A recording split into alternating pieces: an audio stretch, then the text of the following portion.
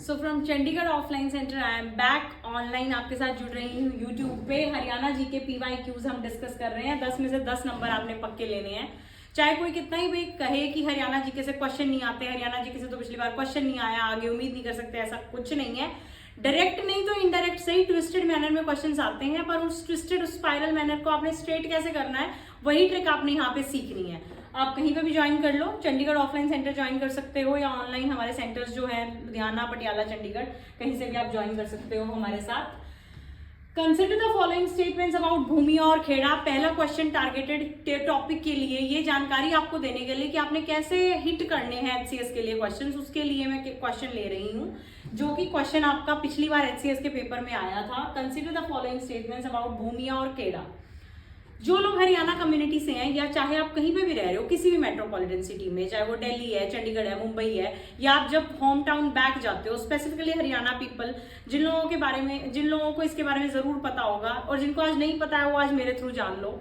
जो दादा खेड़ा है, दादा खेड़ा की धोख लगती है गाँव में, दादा खेड़ा को कंसिडर किया जाता है सबसे बड़ा पूर्वज गाँव का।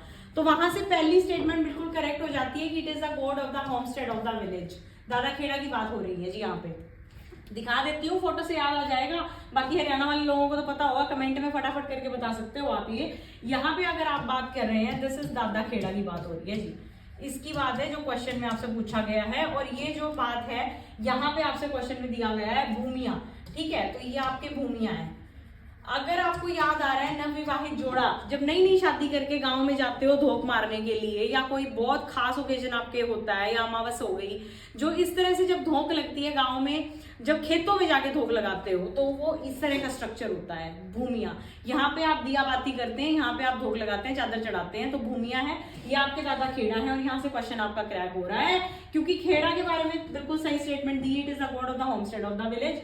भूमिया is worshipped at the time of marriage, मैंने पहले ही बता दिया कि नवविवाहित जोड़े की धोख लगती है। उसके बाद फर्स्ट मिल्क ऑफ काओ और बफेलो को लेके जो आई हुई आपको स्टेटमेंट की फर्स्ट मिल्क ऑफ काओ और buffalo is always offered to भूमिया, ये बिल्कुल सही है क्योंकि गांव में जहां जिस घर में वो कैटल है, जहाँ गाय या भैंस है जिन्होंने पहला दूध अपना दिया, तो वो हमेशा भूमिया पे इसलिए चढ़ाया जाता है क्योंकि माना जाता है कि वो संपन्नता का प्रतीक है। आगे आने वाले टाइम में परिवार के लिए सौहार्द, समृद्धि, सुख लेके आएगा, हेल्थ अच्छी रखेगा उस कैटल की भी और फैमिली की भी। सो यहाँ से आपकी all the 3 statements are correct. और ये बुकिश नॉलेज नहीं है, ये आप जब हमारे साथ हरियाणा के कल्चर के बारे में पढ़ोगे, मैं खुद हरियाणा से हूँ, मैं जानती हूँ कि हरियाणा का कल्चर कैसा है। आपको अपनी रूट्स से जुड़ना पड़ेगा। कल्चर के बारे में पढ़ के क्वेश्चन क्रैक होंगे, किताबी नॉलेज से नहीं क्वेश्चन क्रैक होने।